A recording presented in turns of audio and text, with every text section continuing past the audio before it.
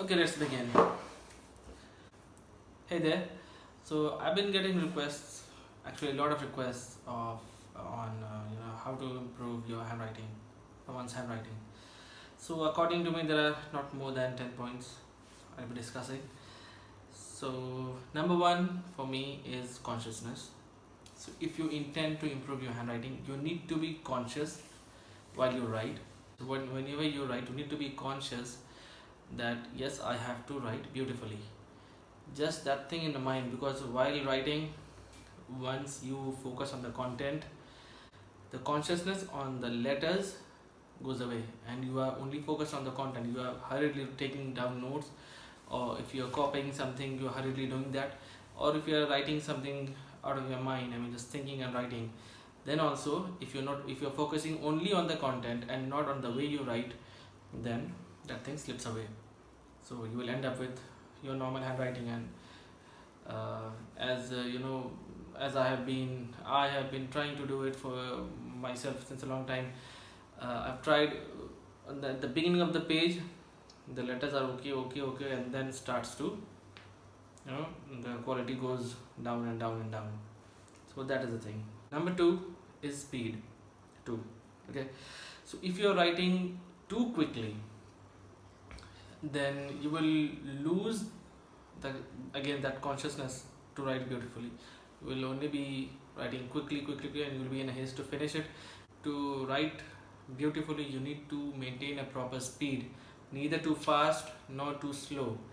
Because suppose if you are taking a dictation, or somebody is in a classroom, the professor is teaching and you want to take down notes, you need to be quick, but then don't be too quick so as to just scribble anything and just do anything, right? Number three is rhythm. According to me, rhythm is very important. So while writing letters, if you focus, English has a lot of downstrokes. A goes down, and then T goes down and up, Y down, up, then again down. So there has to be a rhythm while you write. Calligraphy and handwriting are two different things. A lot of people confuse that calligraphy and writing are the same thing.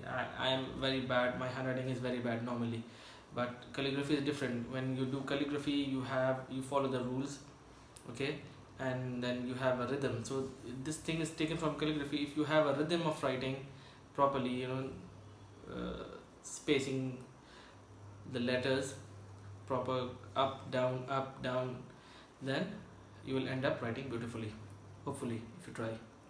Okay, number four, I overlapped this one. Spacing between words is very important, right? If you write very close spaced words, no matter how beautiful you write, it will end up like noodles, like noodles. So I'm talking about cursive handwriting, not separate letters. So when you write in a flow, properly space the letters and the words, so that in a approximately A4 size sheet, if you take a 1 inch margin, 7 to 8 letters maximum, depending on the size of the letters, 7 to 8 words actually. So that would do. Alright, number five is be patient with yourself. Right, if you are not being patient with yourself, you think that suppose I'm right now I'm 33, and if I want to write beautifully at this age, it will be very difficult.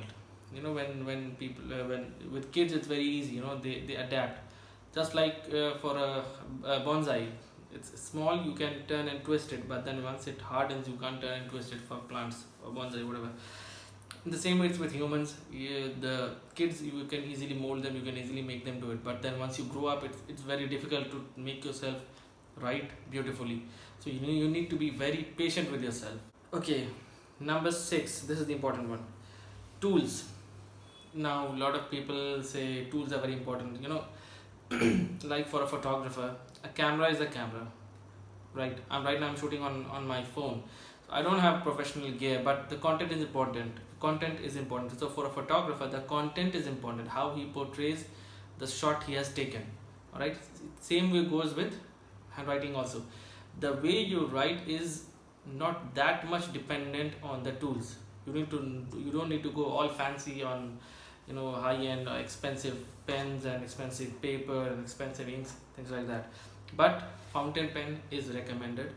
Why? Because number one, it has proper traction on the paper, right? And then it's the feel when you write with a fountain pen is entirely different. You get proper traction, you have proper feedback, that way you are able to maintain the lines in proper shape. You can try writing with a pencil.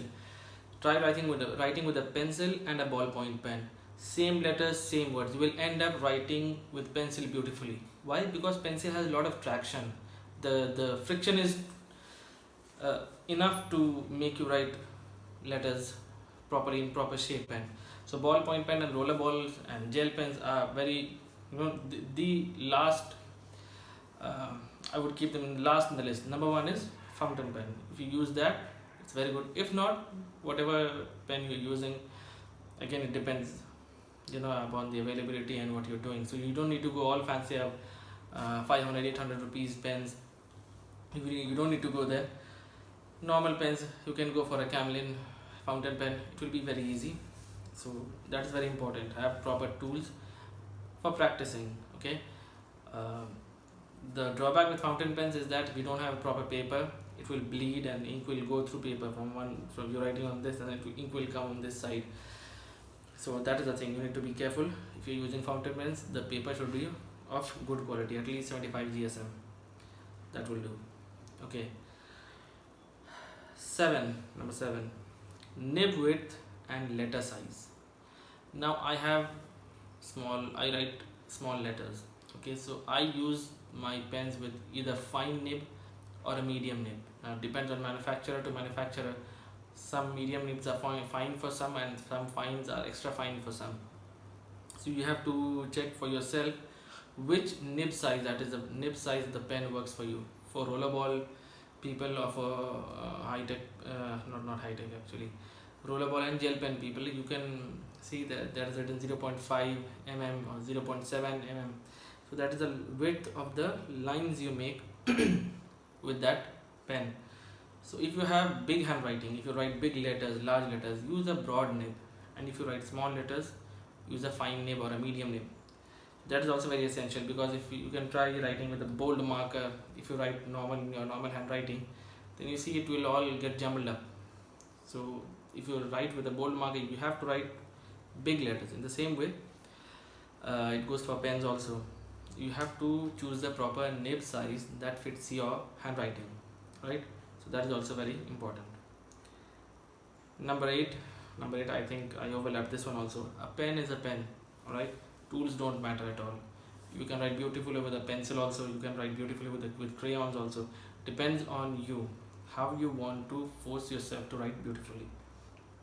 Okay, number 9, this is the important one. Enjoy yourself, right?